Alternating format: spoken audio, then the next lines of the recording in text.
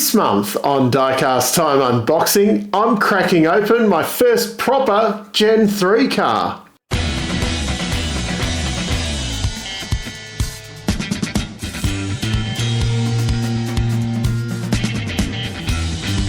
So today, if you look to my left here, maybe a bit of a hint of the video that is recorded and ready to go, but we will not be focusing on the DJR Sierras today. Instead, we will be focusing on the DJR 2023 Bathurst Wildcard. Now, the way it's all turned out with the release of these cars, this is my first proper Gen 3 race car. Of course, I have previously done the S550 test car from Authentic Collectibles. That was a resin one. I will be grabbing that out and showing between these, but this is a proper die-cast race car. Now this was of course the wildcard that Dick Johnson Racing used in 2023 at Bathurst with Kai Allen and Simona de Silvestro. Unfortunately they were only at Bathurst, unlike the other two wildcards that ran last year. I wanted this car for a couple of reasons.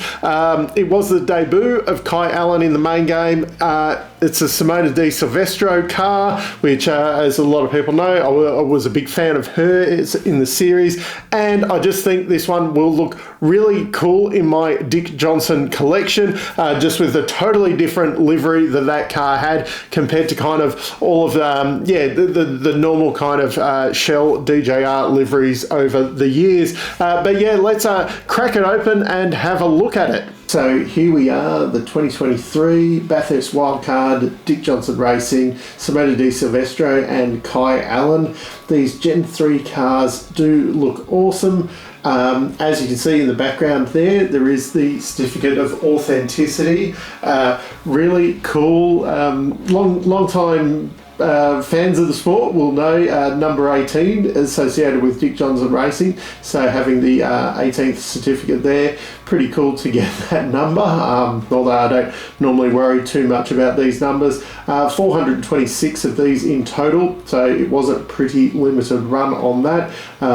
Usually these wildcard cars are not a big call on them, but as I said, I definitely wanted, I've got a few other wildcard ones in the collection, but I definitely wanted this one, with being, I think Kai Allen in the future will be a very significant player in the Supercars field, and of course I wanted another Simona de Silvestro car. But as you can see, this one looks absolutely beautiful, and I'll try and crack open some of the opening parts. Of course, the bonnet doors open on these. The boots do not open on the Gen 3 cars, which if you've been following Authentic Collectibles on the YouTube channels, they've gone through why they don't open those up.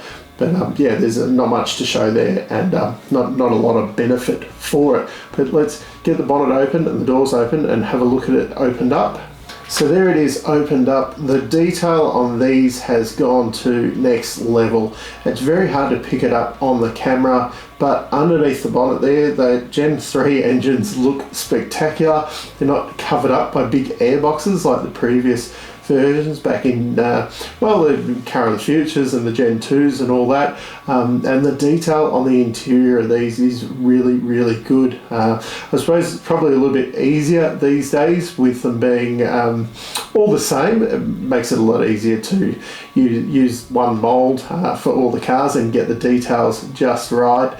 But yeah, my only probably criticism on this is the number board on the windscreen. That does look like a sticker as opposed to a kind of a proper number board. But that's the only thing I can complain on this. I mean, the fit and finish on these, absolutely spectacular. Definitely better than the real race cars. I've seen quite a few of them up close and personal over the years, and the fit and finish on an actual race car isn't that great. But yeah, the detail on this is spectacular. It sits really nice. I'm just really impressed by it, and let's just get it next to the test S550 car, just to compare kind of the difference between the die-cast and the resin model. So here it is next to the resin testing car. Both of them really spectacular. Obviously the fit and finish a little bit better on the resin car. because it doesn't have opening parts, but as you can see, both of them look great. Very happy to have both of them in my collection, and yeah, both spectacular models. The die-cast though is very, very spectacular when you put it next to one of the resin ones. So very, very happy with the job you've done on these Authentic Collectibles, and I won't have any hesitation buying more of the Gen 3 cars. So that's my unboxing and review of my first die-cast Gen 3 car, or proper race car. Very, very happy with this one. Yeah, I think considering the quality and the finish on this, I won't have any hesitation pulling the trigger on a few of the other Gen 3 cars I want. Yeah, but just Authentic Collectibles really, really knocked it out of the park. Yeah, just really, really clean and everything straight out of the box. Really good. My only complaint when pulling it out of the box, I really like with boxes now, they're actually a lot easier to open up without damaging the cardboard, things like that. My only criticism with this one, I think I'd mentioned it on this model, they actually used some bigger screws into there, so it was a lot easier to get them out. This was back to the more old school, the really little screws, which are very tricky, especially for people with fat hands like mine, trying to get a little screwdriver in there and line them up and everything, and then dropping them on the floor, they're harder to find. The bigger screws, I think this was one of the ones that had the bigger screws. It definitely was a lot easier to use a normal screwdriver on, and yeah, a lot harder to lose them, etc. Yeah, but yeah, this one, for now, it's my favourite model. So anyway, let me know down in the comments, have you got any of the Gen 3 models yet? And yeah, what do you think of them? I'd love to get a Bianti one just to compare with how they all are, but at the moment I haven't got any of those on order. All the ones so far that I have picked have been from the Authentic Collectibles side of the ledger, but you never know what happens in a few weeks at Bathurst.